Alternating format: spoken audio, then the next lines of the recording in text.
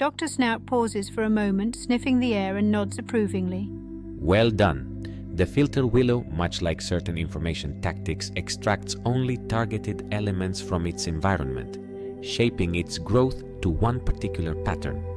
That's exactly the kind of manipulation Cedar and his cardinals thrive on. He then reaches into his lab coat pocket and pulls out a small vial, holding it up to the light. Inside, an opalescent liquid seems to shift and swirl of its own accord. Now, the filter-willow isn't inherently harmful in its natural state. It can be quite beneficial in maintaining water purity sometimes, in fact. But this... He taps the vial gently.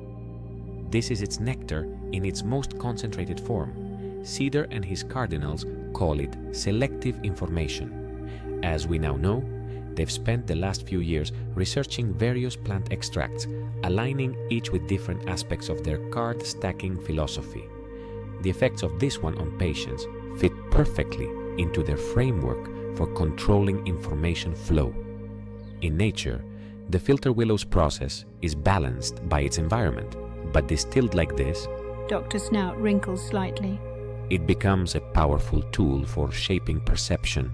Cedar's found a way to exploit this characteristic, corrupting a natural process into something far more insidious. Remember, it's not the plant itself that's the problem.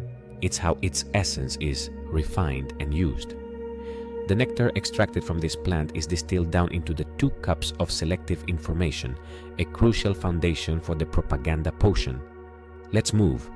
Already heading across a short, arched bridge that spans a shimmering stream. The lush vegetation around you shifts as you enter the flower field section of the garden lab.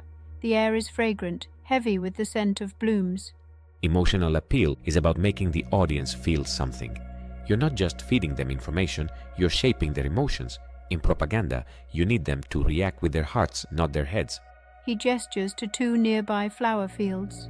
One of these produces the nectar that gets distilled down into the 1 cup of emotional appeal for the propaganda potion. Which do you think it is? Option 1. Heart bloom. The heart bloom is a vivid, striking flower with petals that pulse in rhythmic patterns. Its potent fragrance unlocks deeply buried memories and emotions, evoking a spectrum of responses from euphoria to melancholy. Option 2. Even petal. The even petal grows in clusters of soft, pale flowers that exude a light, calming fragrance. Its essence instills a sense of tranquility, gently smoothing the jagged edges of turbulent emotions. Dr. Snout narrows his eyes as he looks at you. Which one will you choose?